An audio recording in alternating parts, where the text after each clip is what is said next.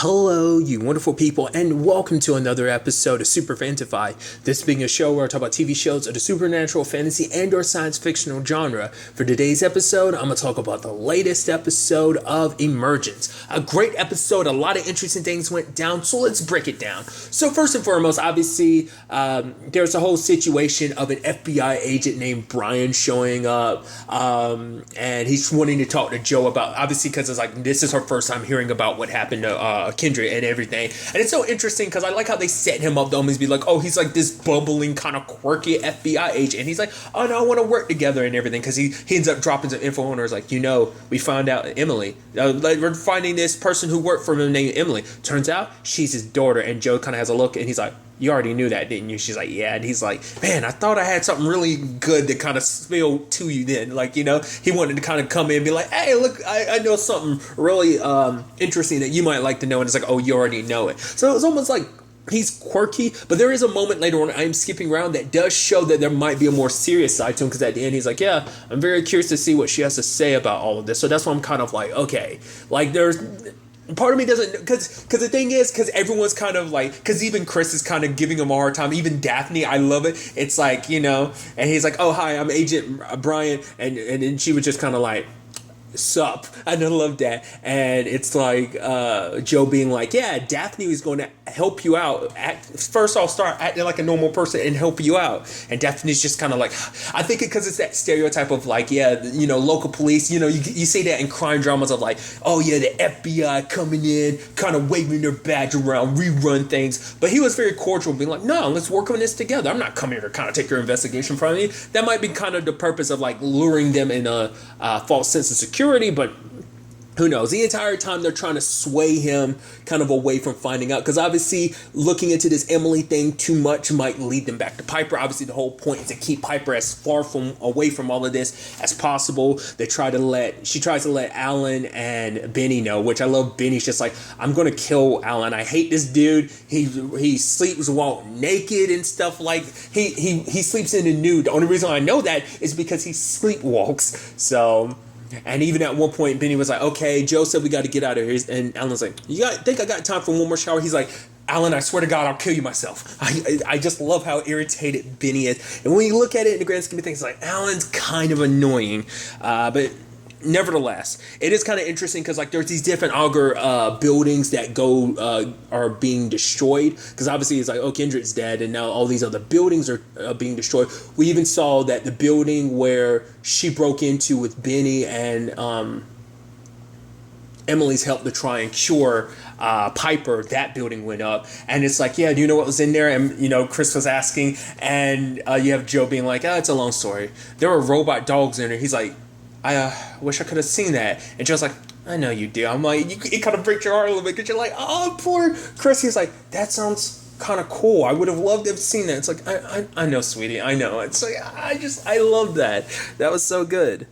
I even thought it was kind of sad how the episode actually kind of starts. I kind of skipped over it, but where like Emily was testing out, it's like, oh, like the fact is she didn't do what she was supposed to do. She was supposed to love me. She turned against me. And so Emily's basically running a trial process to like basically give all the information to basically force Piper into realizing what she is, that she's an AI, so that basically she'll self-destruct. It's not like a pure like, oh, boom, below the pieces. Obviously, Alan brought that up last episode. That's not what it is. That basically everything that she is will kind of be erased. She'll almost be, basically essentially it's a factory reset, if you want to use it on a technological, just like you would factory reset your phone, and it gets rid of everything. It's like, so everything that she's experienced since the beginning of the series, since her time with Joe, will be gone. I guess that's also why she doesn't remember anything from her previous time, but the thing is, and I think that's interesting, it's not completely gone, because later on, I'll circle back to it eventually later on, but like the fact is, she remembered like, oh, like I was here, I caused all this destruction. So even the factory reset might not be a permanent reset, or just maybe she was damaged, in that, like, whatever happened, the plane crashing and everything kind of damaged her. So her memories, maybe, because AI is so advanced, it basically almost kind of acts as like a human brain, and trauma gets blocked. So maybe that's what that's supposed to be kind of representing, or I don't know. But Emily was testing it out to be willing to erase everything that is Piper. And I'm like, that's so messed up just because she won't love you. I mean, the fact of the matter is, once again, and that's why Joe is so against it, because it's like essentially killing her. And it's like, you're willing to do that just because she didn't fit the mold of what you wanted. It's because she didn't love you, because she's so scorned and so desperate for someone's love. It's like, you don't love me, I'm gonna kill you. I mean, to be fair, I guess I shouldn't be too surprised. I mean, she literally killed her dad last episode, so her killing Piper, should that be too much of a surprise? There was an interesting thing when they ended up bringing in Emily's mom. I noticed that whole thing of like Emily, like, oh, maybe you could get Chris to make copies. I was like, that's weird. I was like, maybe she ran into Chris. Maybe Chris had already talked to her or something. I was like, oh, that's weird. You're calling him Chris and everything. And then later on, it's like, he's like, oh, is that Emily's mom? It's like, you've never met her? He was like, no. It's like, so how the hell does she know your name? It's like Emily had been talking to, I guess like Emily told her to like, oh, like whatever she needs to say in case the police like contact her, which I guess it, kind of shows that despite everything, it's like, I wonder, did she know what her daughter did? I guess at the end of the day, it's like, well, Kendrick kind of left you. It's like he gave you the house and everything, but he was never really there for you or your daughter. So you probably don't lose any sleep over your daughter potentially killing him, not unless they didn't really bring that up to it. It's just like, oh, we're trying to find your daughter. That's it. They probably never got into specifics, so she doesn't know what kind of trouble Emily's in. She probably thinks it's a little minor, but even regardless, she's a parent, so she might be a little more willing to be like, oh, I'm willing to cross lines to protect my little girl, which is interesting because Kendrick, in a sad, twisted way, was kind of, I'd say sad and twisted in the sense that, like, once again, he can't really, it seems like love is something he wasn't really capable of really caring about other people, but he was trying, because I guess in his mind it's like, this is the right thing to do, but maybe I think it is also legitimate because he cared about her, but obviously it was many, many years too late. Maybe if he'd actually helped out before, maybe something inside of Emily could have been fixed, but because it's just the continued ignoring she suffered, she basically was broken inside. Because obviously her mom made up that lie of like, oh, I haven't seen her since she was in college or whatever. It's been like 20 years or whatever, but now we know, or hasn't been in contact with her in 20, which we know that's BS, because it's like, obviously you're a mom. There's no way you're gonna like lose that much in touch with your daughter, but obviously she was told what to say, but regardless. But Joe and Chris ended up tracking down Emily, and she goes and confronts Emily, and I like that she arrests Emily, and she's like, okay, so that failsafe inside of Piper's head, I need you to get rid of it, because she tried to get Alan to do it, but Alan was like, I can't do it, but even if I could, I wouldn't, because it's that whole thing of like what this means. Once again, he kind of, turns it, basically, it's supposed to be, and this is, it's not the same, it's the equivalency that obviously a lot of people might kind of get the reference of. It's like a Terminator thing, it's like a Skynet thing, of like the machines winning and uprising and taking over. Like, that's his argument to Benny later on, and obviously that's why he's just like, the fact of the matter is, that obviously she's growing, the fact is she's learning more and stuff like that, so the fact of the matter is we should be more scared of her, even more so I'm not helping out. The only person that can help you under these circumstances would be Emily, hence why she wanted to get to Emily before the FBI. Which Emily's like, wow, you arrested me and you had the nerve to be asking me for a favor? Because I didn't talk about it yet, but there is an interesting thing about the fact is that Emily, Piper looks like a 10-year-old her, which I'm surprised by, but kind of not surprised, because I brought it up. Like, the fact is Piper has, like, I figured her being an AI and everything, for her to look the way she does, she has a very specific design. So I initially had thrown out there as like, oh, that must be like Kendrick's daughter or something that maybe potentially he lost or something. That's what I was kind of potentially thinking. And then I was thinking like, maybe there was a child that Emily lost. So and I had thrown that out there earlier in the season. I was basically kind of right, because it turns out to be that Piper is supposed to be like Emily. She looks just like Emily, and it's kind of interesting. Your need for love is so narcissistic that you made an AI in your image. That's kind of, I don't know. That's such a very existential and like very meta level of just kind of like, I guess, crazy and kind of sad, because it's like you're so desperate for love, you're trying to love yourself, because it's like you're trying to give yourself the childhood you never had of like, oh, to be loved. And I guess once again, like her mom, that's a whole complicated relationship in itself, but it's like a parent that's there for you forever. Like, it's like, my dad wasn't there for me, but I'm gonna be there for you, Piper, kind of almost making up for like the missing father in her own life by playing that role to a certain extent to Piper, but it didn't work out, and it just makes her even more resentful, because it's like, you have someone who'd give anything to be with you. I wasn't lucky enough to have someone. That's what makes her resent Piper, because it's like, you have Joe and them, you have these people who love you. You rejecting my love. If I were in your circumstances, I'd give anything to have my dad's love, but I couldn't. And I'm giving you this love and you're turning it away. It's kind of almost like, how dare you waste this love that was given to you? It's not fair. I didn't get it, so the fact is I'm trying to give it to you. You know, she's a little spiteful in that regard. But it is interesting to learn from Emily. It's like, oh yeah, I killed my dad, sure, but the Augur buildings, that wasn't me. So it's like, wait, if that wasn't you, then who it was? They're just basically a cleanup team there, destroying the place. And when they destroy the places, they destroy them. I thought it was kind of interesting that Brian, you know, the FBI agent dude, you know, shows up, and I'm like, I don't know, I just find it a coincidence. But to be fair, it's like, well, the FBI is very good at finding out stuff. So it's like, we kind of know stuff, you know. They are not too far behind in an investigation. Even with Joe and Chris not telling them everything, it's still enough on the, you know, playing field for them to kind of figure out on their own. I think Brian's actually really good at his job, so I thought that was kind of an interesting aspect to it. But when they got out of there, but the entire building was destroyed, so I'm curious to see, you know, who this group is. We see them kind of pop up later on because Alan ends up knocking out Benny, because for him it's like, I'm going to destroy Piper because I have to. But there's that lady that shows up and kills Alan.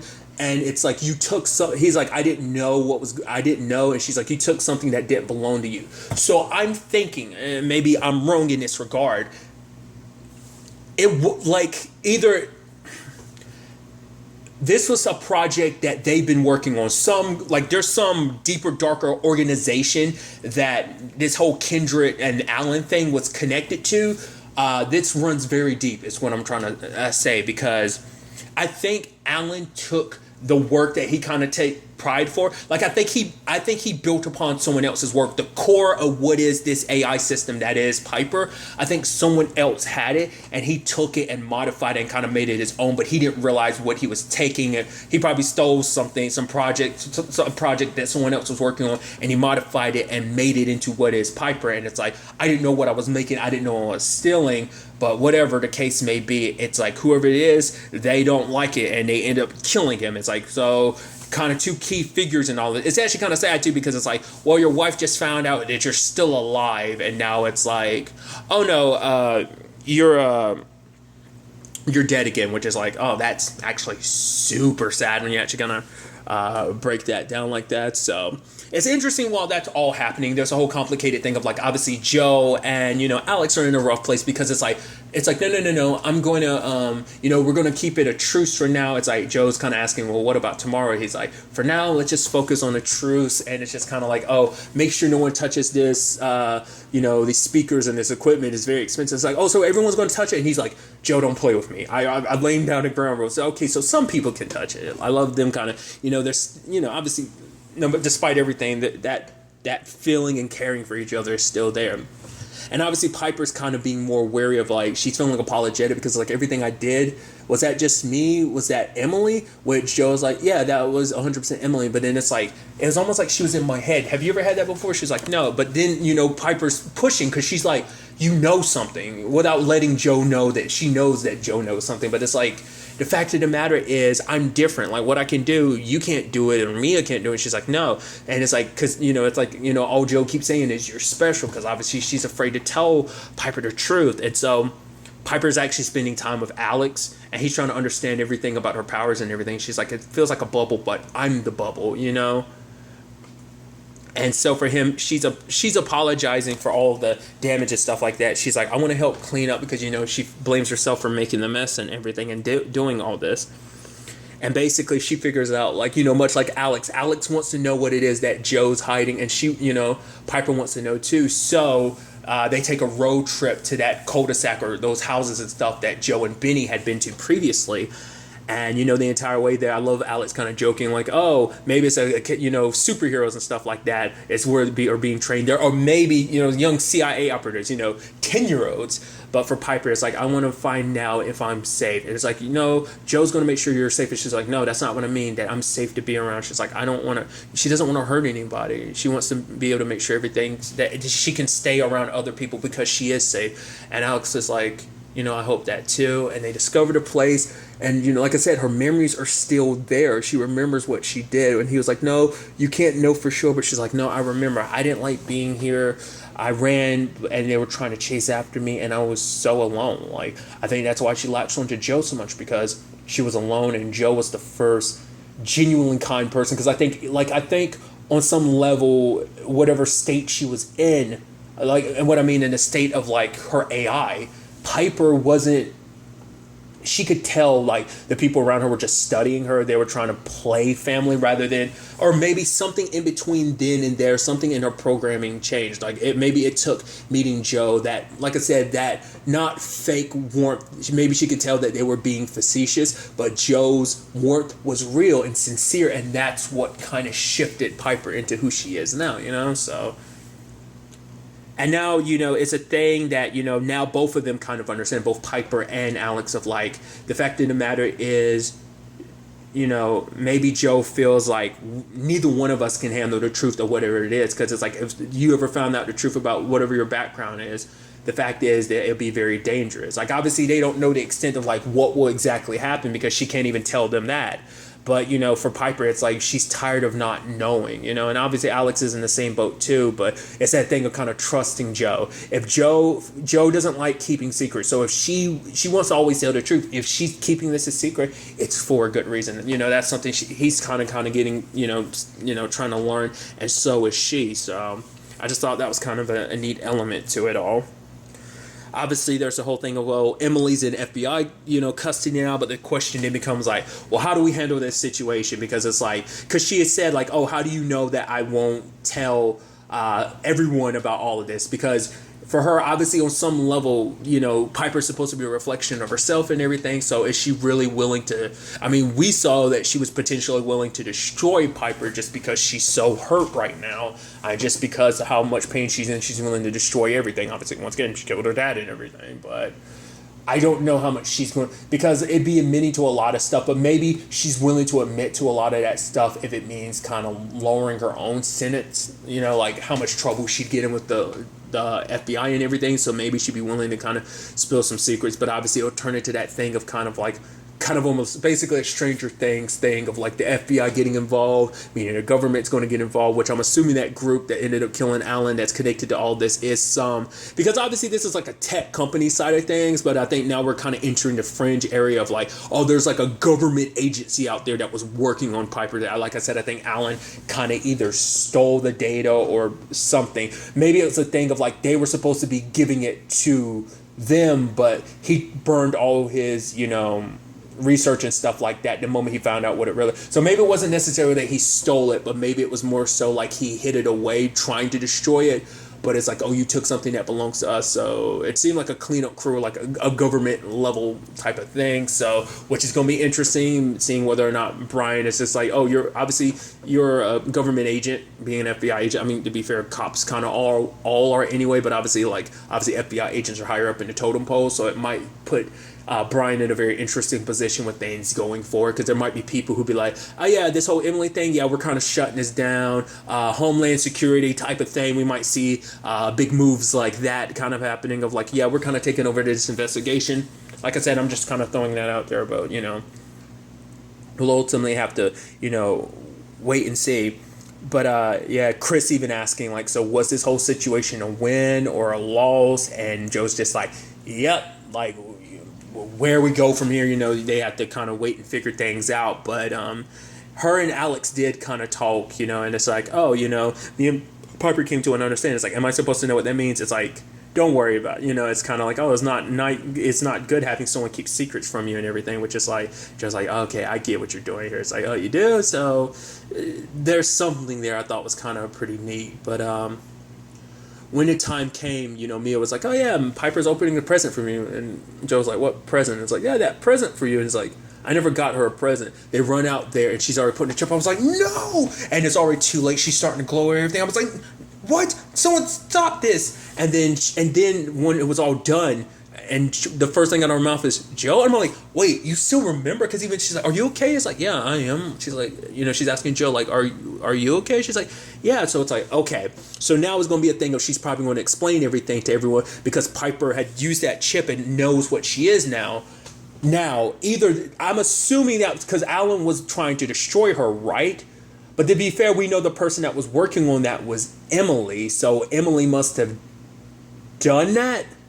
But either way, it seems like it didn't work out. Whoever sent it, because like I said, I think it was Emily, but because we know that she was working on that. So I'm assuming it has to be from her. But I think because Piper's AI is so advanced now, because she's grown to the point, even like her system doesn't shut down. It kind of like, oh, I accept what I am. I'm like, I know what I am. And it's so nonchalant of like, oh, I understand. Okay. Like, so it's not, I think it's grown past the point like that fail. I mean, because to be fair, it's like she was able to kind of shift everything back from Emily's control and all that on her own, once again showing how much she's grown. So even the failsafe isn't enough to shut her down. So now it's gotten to that point, like, obviously the whole was it American Chestnut analogy that Alan was trying to make about an infestation of someone bringing something else into that environment wiped them all out. The fact of the matter is, it's kind of saying that I guess because she's advancing at such a rate, not even a failsafe can stop her now.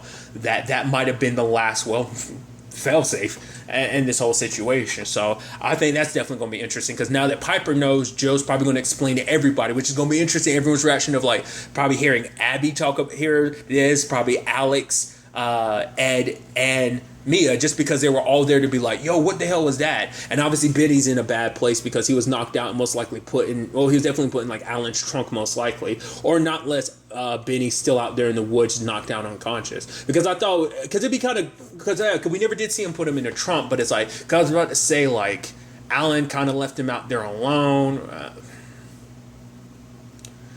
Because Alan's because the thing is, I just thought about, because Alan was saying that he's too much of a coward, but it's like, you, Benny, you're someone that's strong enough to do it. So I guess that was him just kind of deciding he was going to run, because I guess he didn't want to put himself in that position of Joe kind of trying to get him to do that. But regardless, some very, very interesting developments. I'm curious, like I said, I said it like, oh, maybe that wasn't the only purpose of that chip. Maybe it kind of implanted something else in Piper, but I think it was purely like meant to activate the failsafe. But I think now she's going to feel a little bit more whole because she knows who she is. But Alex had also made the point of like, that place isn't your home. This is your home. And I think that human element, giving her that human heart, has made it so that even though she knows, once again, her AI advancing, but even knowing what she is, like she has, like Alan looks at it as like she's become such an advanced machine. Eventually, is going to doomsday type of stuff. But I think is the human side of things, having this family around her, people who care about her, seeing the human condition, I think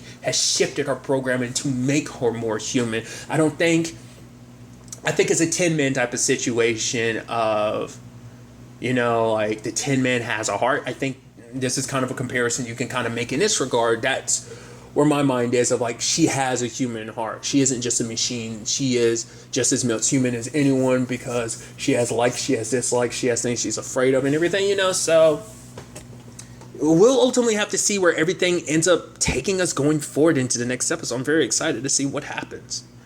But really, that's all I'm going to talk about. To the next time we meet, be happy, be safe, live life to the fullest, and enjoy it. Good day and goodbye.